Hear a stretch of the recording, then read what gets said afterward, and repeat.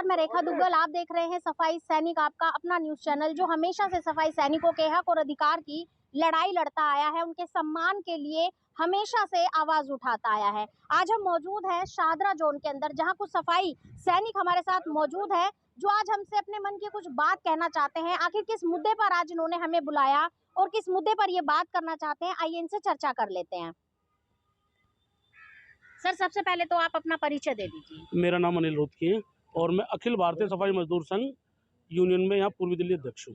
अध्यक्ष साहब, आज आपने हम लोगों को बुलाया, सफाई सैनिक न्यूज चैनल को बुलाया, आखिर आज आप क्या कहना चाहते हैं? मैडम, ये आपके चैनल के माध्यम से एक बात कहना चाहता हूँ कि जैसे निगम जो सौतेला व्यवहार कर रही है हमारे साथ, इंजीनियरिंग विभाग हो या कोई भी डिपार्टमेंट हो, एक सैलरी दी है और एक सैलरी से किसी भी कर्मचारी का पूरा नहीं पट पा रहा। उनकी सैलरी बैंक वालों ने काट ली है, तो वो बेचारे गरीब आदमी क्या करे। अगर दो सैलरी आप एक साथ दे रहे हो तो कर्मचारी अपने घर का वो कर सकता है, पालो पोषण, वो अपने बच्चे पाल सकता है। अब एक सैलरी में वो कर्मचारी करे क्या? कितने महीने से आपकी सैलरी नहीं आई थी? 4 महीने से हमारी सैलरी नहीं है और सिर्फ 1 महीने की अभी सैलरी, उसमें से 1 महीने की सैलरी मिली है, जिसमें कि वो बैंक वालों ने, और जो बेचारा कर्मचारी किसी से उधार पाई लेकर अपना घर का खर्चा चला रहा है 4 महीने से, और राशन पानी उधार है, वो उसका वहाँ खत्म हो गया। सर, आप अपना परिचय दे दीजिए। मेरा नाम राजू मंत्री है और मैं सफाई कर्मचारियों के यूनियन में काम करता हूँ। सर, जैसा कि अभी बताया अनिल जी ने कि 3 से 4 महीने की सैलरी रुकी हुई थी, सिर्फ एक सैलरी मिली है, इस बारे में आपका क्या कहना है? देखिए, सबसे पहले तो ये है कि डीसी साहब को और निगम के उच्च अधिकारी जितने भी हैं, एक बार हमारे कर्मचारी भाइयों के घरों में जाकर देखें हमारी क्या स्थिति है। आज हमारी कंडीशन ये है कि हमारे घरों के मीटर, बिजली के मीटर कट गए, हमारे बच्चे स्कूल नहीं जा रहे क्योंकि हम फीस नहीं दे पा रहे हैं। किसी कर्मचारी ने अगर लोन लिया हुआ है, एक सैलरी आई है और वहाँ पर बैंक पर होल्ड लग गया है और उनकी पहले ये उनकी EMI काटी गई है, हमारे हाथ में कुछ नहीं लगा। हमारी स्थिति दयनीय स्थिति है। उसके बावजूद हमारे ऊपर जो तलवार लटका दी है इन्होंने, चेकिंग कीजिए, आपका राइट है। आपने कभी ये देखा कर्मचारी इतनी धूप के अंदर, आपने कर्मचारी को 4 गलियां काम करने के लिए दे रखी हैं, आप आए इस गली के अंदर चेकिंग कर रहे हैं, कर्मचारी इस गली की जगह चौथी गली में है और वो काम कर रहा है वहाँ पर, आप यहाँ पर आने के बाद उसको सस्पेंड करके चले जाएंगे? ऐसे कैसे होगा? आप कम से कम कर्मचारी के लिए आपने पानी की व्यवस्था नहीं की हुई, कर्मचारी के लिए आपने शौचालय की व्यवस्था नहीं की हुई। किसी गली में भी कोई अपने घर में शौचालय के लिए किसी कर्मचारी को, महिलाओं को नहीं जाने था। हमारी बहनों की स्थिति बहुत ख़राब है।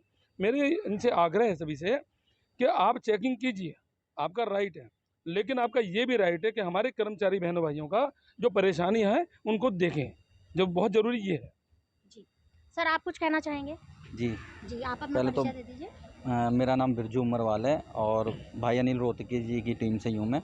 और पहले तो आपको मेरा नमस्ते बहन दुग्गल जी, और आपके टीवी चैनल को भी हमारी पूरी टीम की तरफ से आपको नमस्ते।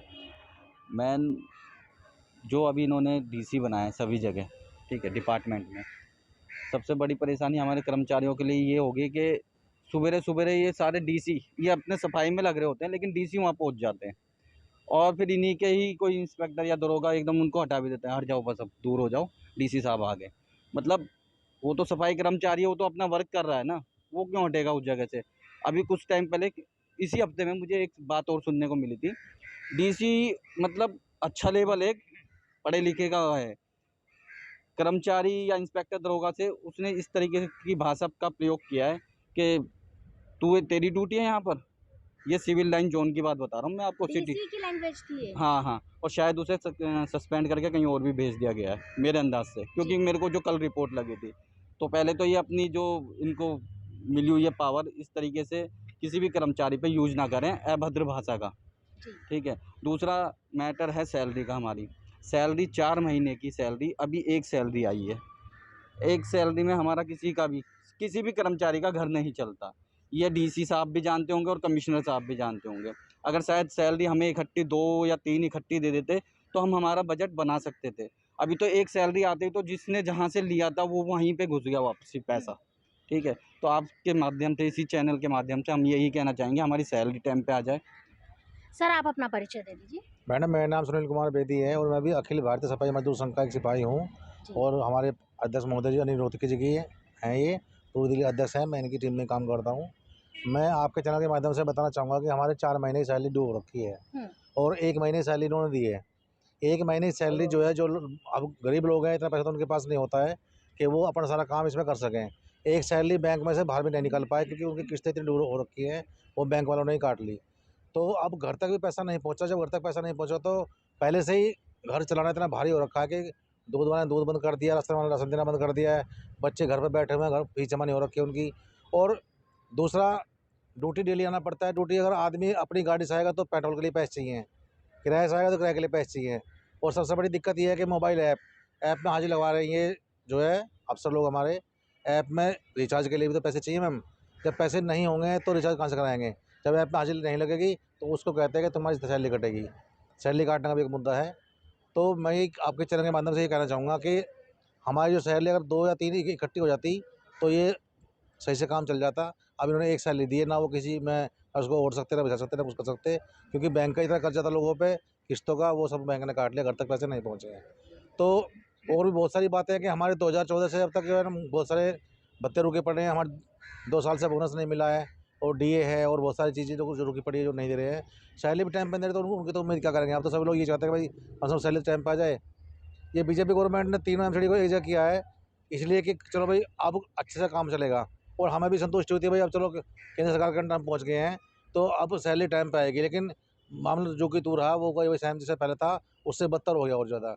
लेकिन ऊपर केंद्र सरकार के अधिकारियों का ये कहना था कि जब तीनों निगमों को एक किया गया है तो पहले ही महीने से सारी परेशानियां खत्म हो हाँ जाएंगी, जी, लेकिन क्या ऐसा है? ऐसा नहीं हुआ बिल्कुल भी, उससे भी बदतर और ज़्यादा हो गया है।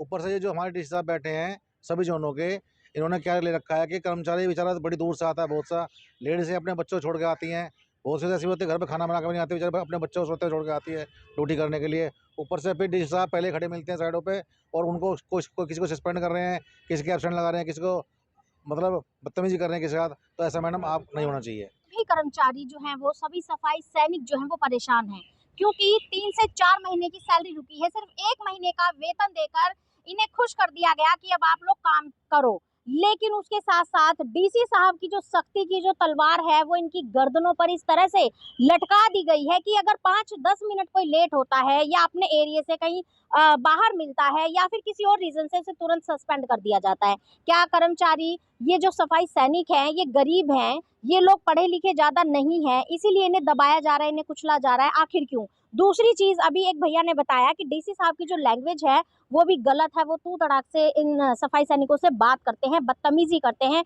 अभद्र भाषा का प्रयोग करते हैं। जब डीसी साहब का ही ये हाल है तो नीचे के जो अधिकारी हैं उनकी लैंग्वेज किस तरह से होगी वो आप अंदाजा लगा सकते हैं। जी, सुना अपने सफाई सैनिकों को इतनी परेशानियां हैं कि उनकी परेशानियां खत्म होने की वजह बढ़ती जा रही हैं।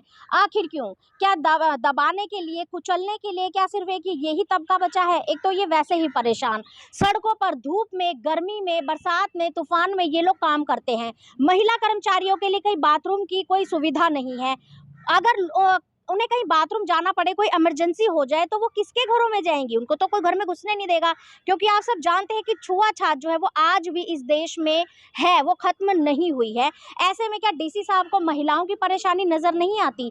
ठीक है, डीसी साहब अगर अपना काम कर रहे हैं तो कम से कम ये भी तो सोचिए, एक तरफ आप इनसे सख्ती से काम ले रहे, दूसरी तरफ इनकी सुविधाओं का भी तो ध्यान रखिए, इनकी सैलरी का भी तो ध्यान रखिए, इनके परिवार जो भूखे मर रहे हैं उनका भी तो ध्यान रखिए। डीसी साहब को तो सारी चीजें, सारी फैसिलिटी टाइम पर मिल जाती है, लेकिन इन लोगों को सरवाइव करना पड़ता है, इन लोगों को जगह जगह जाकर ब्याज पर पैसा उठाकर अपना घर चलाना पड़ता है। तो इनकी परेशानी को समझने के लिए डीसी साहब को इनके साथ बैठना पड़ेगा, इनसे बात करनी पड़ेगी, और अगर पॉसिबल रहे तो डीसी साहब अगर इतना कर सके कि इनके घर में जाकर इनकी हालात चेक कर सके तो वो भी बहुत बड़ी बात होगी। लेकिन डीसी साहब शायद इनसे बात नहीं करेंगे, शायद इनकी परेशानियां नहीं सुनेंगे।